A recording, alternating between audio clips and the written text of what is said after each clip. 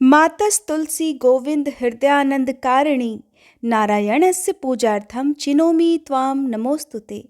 ओम नमो भगवते वासुदेवाय। मैं हूँ राधिका और हमारे YouTube चैनल किटकैट स्टोरीज पर आप सभी का हार्दिक स्वागत है। आप सभी का षटतिला एकादशी का व्रत भगवान श्रीहरि स्वीकार करें।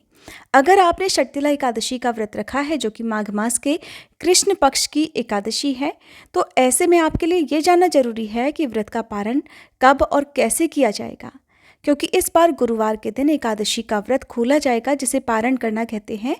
तो गुरुवार के दिन भी कई लोग बृहस्पति देवता का उपवास रखते हैं। ऐसे में यदि आपने एकादशी का भी व्रत रखा है, तो गुरुवार के दिन आप क्या खाकर पारण करें, जिससे आपका एकादशी का व्रत भी पूर्ण हो जाए और गुरुवार का व्रत भी आप प्रारंभ कर सके। एकादशी का जो व्रत है वो बहुत कठिन होता है। कई बार लोग नियमों का पूरी तरह से पालन नहीं करते हैं, कई बार जानकारी का अभाव होता है, और अक्सर लोग शुभ मुहूर्त बीत जाने के बाद या शुभ मुहूर्त से पहले ही एकादशी का व्रत खोल लेते हैं। यही कारण है कि एकादशी का व्रत चाहे आप कितने साल तक भी करते रहें, आपको पूर्ण फल प्राप्त नहीं होता है। आपकी जो भी मनोकामना है वो पूर्ण नहीं होती है। कहते हैं कि इस घोर कलयुग में सभी प्रकार के पापों से, सभी प्रकार की गलतियों से मुक्ति दिलाने के लिए एकमात्र एकादशी का व्रत ही सभी व्रतों में उत्तम बताया गया है। इस बार साल 2023 में माघ मास के कृष्ण पक्ष में पड़ने वाली षटतिला एकादशी का उपवास रखा जाएगा 18 जनवरी बुधवार के दिन। 18 जनवरी को ही एकादशी का उपवास रखकर 19 जनवरी गुरुवार के दिन ये उपवास खोला जाएगा। 17 जनवरी मंगलवार की शाम 6:06 से एकादशी की तिथि प्रारंभ हो जाएगी और 18 जनवरी बुधवार की शाम 4:03 पर रहेगी। कई बार इस मौसम में लोगों के घर में तुलसी जी सूख जाती हैं और भगवान विष्णु अपना कोई भी भोग बिना तुलसी जी के स्वीकार नहीं करते हैं। फिर ऐसे में क्या करना चाहिए, ये आगे इस वीडियो में आप जानेंगे। द्वादशी तिथि प्रारंभ होगी 18 जनवरी बुधवार की शाम 4:04 से और समाप्त होगी 19 जनवरी गुरुवार की दोपहर 1:18 पर। 19 जनवरी गुरुवार के दिन सूर्योदय का समय रहेगा सुबह 7:14, सूर्यास्त का समय रहेगा शाम 6 बजे और राहु काल रहेगा दोपहर 1:30 से लेकर 3 बजे तक।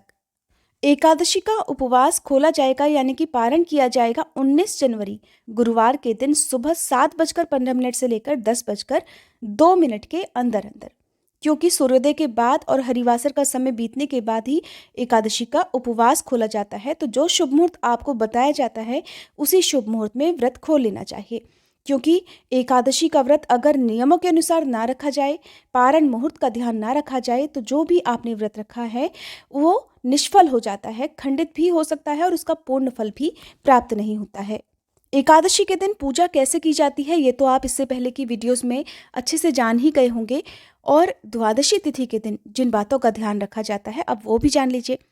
द्वादशी तिथि के दिन खास तौर पर एकादशी का, और वो भी षटतिला एकादशी का व्रत रखने वाले भक्तों को तिलों का प्रयोग अवश्य करना चाहिए। यदि आप किसी कारण से एकादशी के दिन तिलों का दान नहीं कर पाए हों, तिल से हवन नहीं कर पाए हों, तो छोटी सी एक अग्यारी जिसे कहते हैं, या छोटा सा हवन जो आप मिट्टी के एक चौड़े बड़े दीपक में भी खुद से कर सकते हैं, वो जरूर करना चाहिए।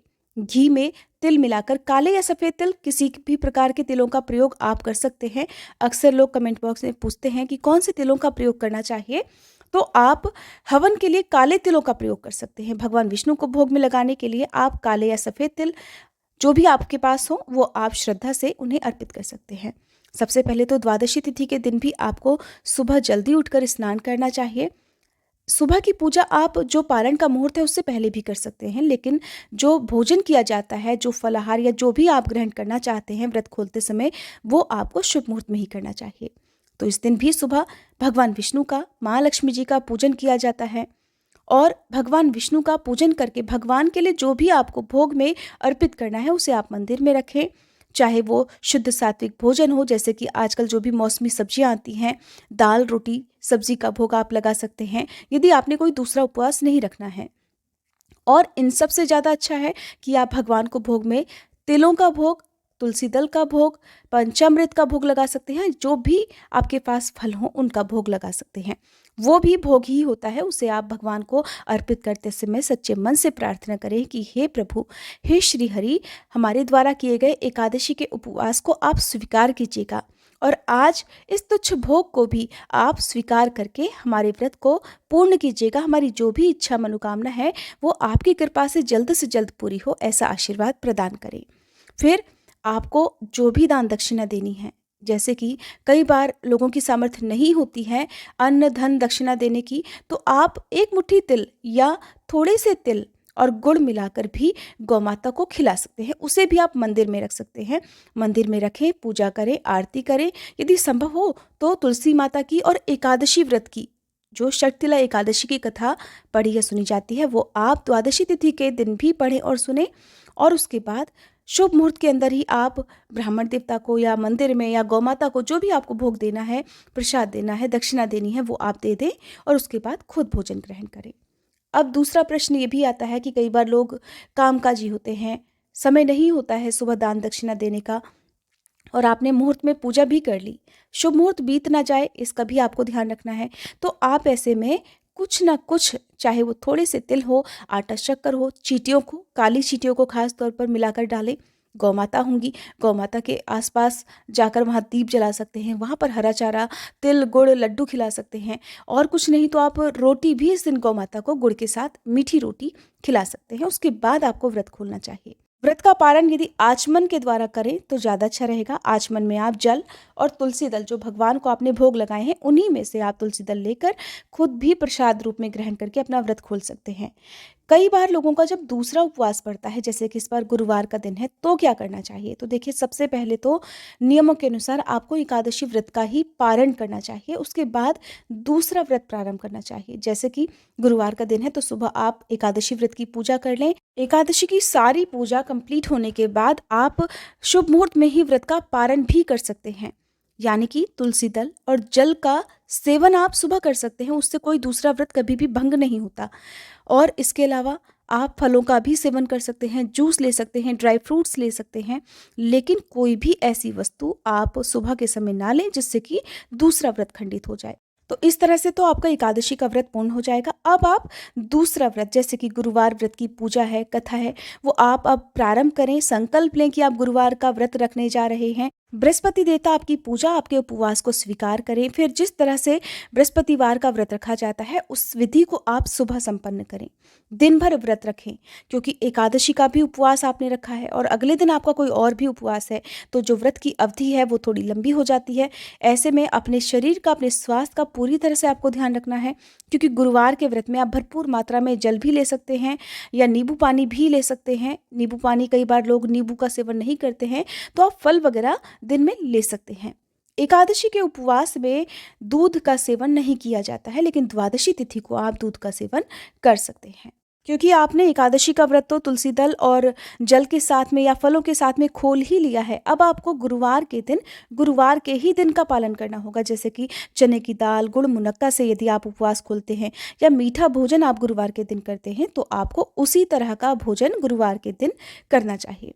द्वादशी तिथि को अपना व्रत खोलने से पहले तुलसी जी की पूजा भी जरूर करनी चाहिए, क्योंकि एकादशी के दिन हम तुलसी जी में जल अर्पित नहीं करते हैं, ऐसा एकादशी व्रत का नियम है। तो द्वादशी को आप तुलसी जी में जल भी अर्पित करें, दीपक भी जलाएं, सुबह और शाम पूजा भी करें और तुलसी जी को भी किसी भी फल या मिठाई का भोग लगाएं। इस प्रकार से आप एकादशी व्रत का पारण कर सकते हैं। अगला प्रश्न लोग अक्सर करते हैं कि इस मौसम में, जैसे कि तुलसी जी बहुत से लोगों के घरों में सूख गई होंगी और केवल पत्ते सूखे हुए होंगे या फिर केवल सूखी हुई लकड़ियां तुलसी जी में रही होंगी। तो देखिए, सबसे पहली बात तो इस मौसम में जहाँ तक हो सके आपको थोड़ी सी मोटी चुनरी, यदि आपका पौधा बहुत ज़्यादा कोमल है तो हल्की चुनरी आप तुलसी जी के पौधे के ऊपर ज़रूर उड़ा कर रखें, क्योंकि पाला ओस गिरती है जिससे पौधा सूख सकता है। अगर आपका पौधा पूरी तरह से सूख गया है, अगर तुलसी जी की लकड़ियाँ भी पौधे में हैं, तो आप उन लकड़ियों को भी भोग के साथ में रख सकते हैं। सूखी भी जो छोटी छोटी टहनियाँ हैं, 2-4 टहनियाँ या 1 या 2 टहनी तोड़कर छोटी छोटी सी आप भोग के साथ में रख सकते हैं। कहने का तात्पर्य यह है कि तुलसी जी किसी न किसी रूप में भगवान के भोग के साथ में होनी चाहिए, नहीं तो भगवान अपना भोग स्वीकार नहीं करते हैं। यदि आपके पास तुलसी जी का पौधा ना हो, तुलसी जी की माला यदि आपके पास हो, तो भोग के साथ में आप तुलसी जी की माला भी रख सकते हैं। जिसे आप गंगाजल से स्वच्छ करके फिर भगवान को अर्पित करें। भोग लगाने के बाद उसे फिर से आप गंगाजल से स्वच्छ करके अपने गले में धारण कर सकते हैं। एकादशी और गुरुवार के दिन सिर धुलकर स्नान कर सकते हैं क्या? ये प्रश्न भी अक्सर लोग कमेंट बॉक्स में पूछते हैं, खासतौर पर जो महिलाएं हैं या कन्याएं हैं, जब उन्हें उपवास रखना होता है। जैसे कि एकादशी का उपवास भी आपने रखना हो और आपको पीरियड्स आ जाएं, तो देखिए सबसे पहला नियम तो यही है कि एकादशी का उपवास हमेशा शुद्ध अवस्था में ही रखा जाता है। ऐसी अवस्था में आपको केवल मानसिक पूजा करनी चाहिए। अगर एकादशी के दिन ही आपको पीरियड समाप्त हुए हैं और आपका गुरुवार का भी व्रत है, तो ऐसे में यदि एकादशी के दिन द्वादशी तिथि भी लगी हुई हो, तो आप शाम के समय सूर्यास्त से पहले अपना सिर धुलकर स्नान कर सकते हैं। इसके अलावा गुरुवार के दिन भी सुबह आप केवल सादे पानी से सिर से स्नान कर सकते हैं, केवल तभी जब आप इस दिन शुद्ध हो गए हों और आपको गुरुवार का भी व्रत रखना हो। गुरुवार के दिन बृहस्पति देवता की कथा और आरती भी आप हमारे चैनल पर सुन सकते हैं। अगर आज की ये जानकारी आपको पसंद आई हो तो प्लीज़ वीडियो को लाइक करके हमारे चैनल को सब्सक्राइब करके हर दिन माघ मास महात्म्य भी जरूर सुनिएगा।